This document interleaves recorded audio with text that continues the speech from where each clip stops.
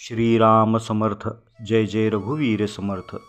दोन जिज्ञासू प्रौढ स्त्रिया श्री महाराजांना भेटल्या. त्यांनी विचारले, शक्तिपात करून कुंडलिनी जागी करतात.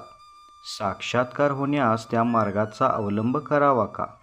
श्री महाराज म्हणाले, माणसाला बाल्य, यौवन व वृद्धावस्था अशा 3 अवस्था असतात. त्यातील यौवनावस्था यायची असते, आणायची नसते. तसेच कुंडलिनी जागृत व्हायची असते, ती करायची नसते. त्या दोघी म्हणाल्या, थोड्याशा बळजबरीने जर कुंडलिनी जागी करून घेतली तर काय बिघडेल? त्यावर श्री महाराज म्हणाले, पूर्वी लहानपणी लग्ने होत. त्यात मुलाच्या व मुलीच्या बाजूच्या लोकांनी ऋतुप्राप्तीच्या आधीच ऋतुशांतीचा समारंभ करायचे ठरवले तर त्या लोकांना आपण मूर्खात काढू ना. त्याचप्रमाणे बळजबरीने कुंडलिनी जागृत करून घेणे धोक्याचे ठरेल. अशा बळजबरीमुळे एक तर मेंदूत बिघाड होईल किंवा डोळे जातील किंवा वेड तरी लागेल. त्यात धोका आहे.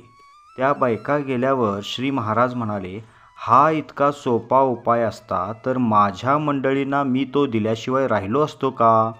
असा हिमटेपणा मी कसा करीन? श्रीराम समर्थ. जय जय रघुवीर समर्थ.